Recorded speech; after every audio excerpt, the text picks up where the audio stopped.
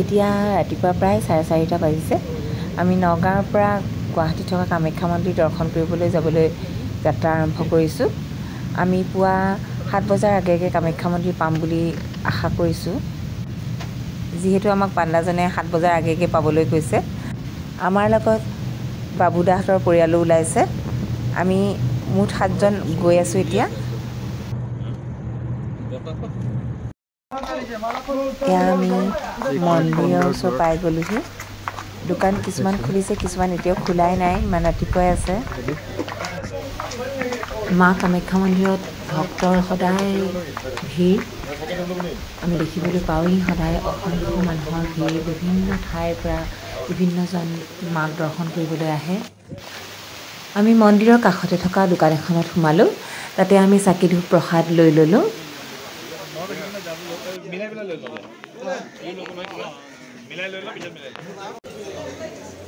তাৰপিছত আমি ইয়াতে থকা পুখুৰীটোত নিজৰ অকণমান পানী হাতেৰে লৈ গাটোত ছটিয়াই ল'লোঁ।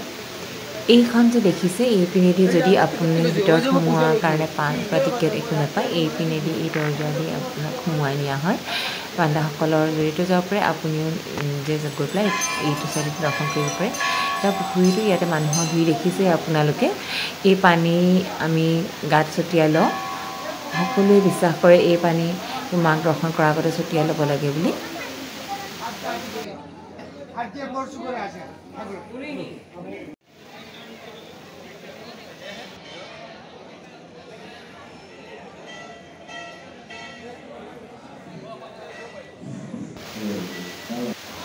এয়া দেখিছে লাইন।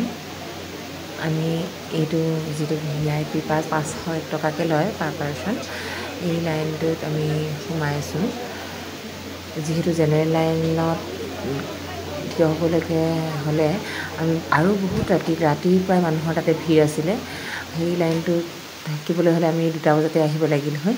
আমি সেইখিনি সম্ভৱ নহয় কাৰণে আমি এই লাইনটোৰ থ্ৰু দি সোমাই দৰ্শন কৰিলোঁ। বৰ ভাল লাগিলে। এই পাণ্ডাজন আমাৰ লগতে আছে, তেওঁ আমাক সহায় কৰি দিলে যথেষ্ট।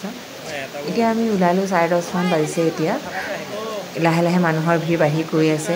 দেখিছে আপোনালোকে, আমি আহোঁতে যিমান ভিৰ আছে তাতকৈ মানুহ বাঢ়ি গৈ আছে। ইয়াৰ পিছতে আমি ভুৱনেশ্বৰী মন্দিৰলৈ যাম, তাৰপিছত বগলা মন্দিৰলৈ যাম। এয়া ভুৱনেশ্বৰী মন্দিৰ। বৰ ভাল লাগিল ইয়াতে। চাওকচোন মন্দিৰটো মানে চাৰিওফাল সুন্দৰকৈ আহল বহলকৈ ধুনীয়াকৈ পকা কৰি দিলে। আগতে আহোঁতে আমি পকা হৈ উঠা নাছিলে চাৰিওকাষখন। এতিয়া গোটেইখন ধুনীয়াকৈ টাইলছ লগাই ধুনীয়া কৰি দিলে। ইয়াৰ পৰাই ওপৰৰ পৰা আমি ধুনীয়াকৈ গুৱাহাটীৰ ভিউটো চাব পাৰোঁ। ব্ৰহ্মপুত্ৰ নদীখনো দেখি থাকি বৰ ভাল লাগে চাই পেলাই। চাওকচোন কি ধুনীয়া লাগিছে। ইমান ধুনীয়া ঠাই, দুখনমান ফটো নুঠাকৈনো কেনেকৈ থাকোঁ, নহয় জানো? সেইকাৰণে আমিও দুখনমান ফটো উঠি ল'লোঁ। এয়া আমি আকৌ আন এটা মন্দিৰলৈ আহিছোঁ। এয়া মা বগলা মন্দিৰ।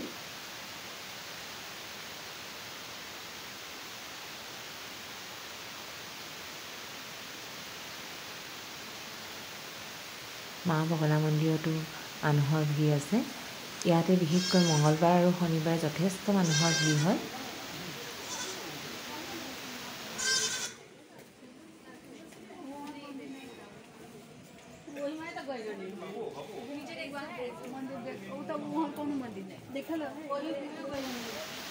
দিনটো সুন্দৰভাৱে পাৰ কৰি আমি শেষত সন্ধিয়া আকৌ নগাঁৱলৈ বুলি ঘূৰি আহিলোঁ।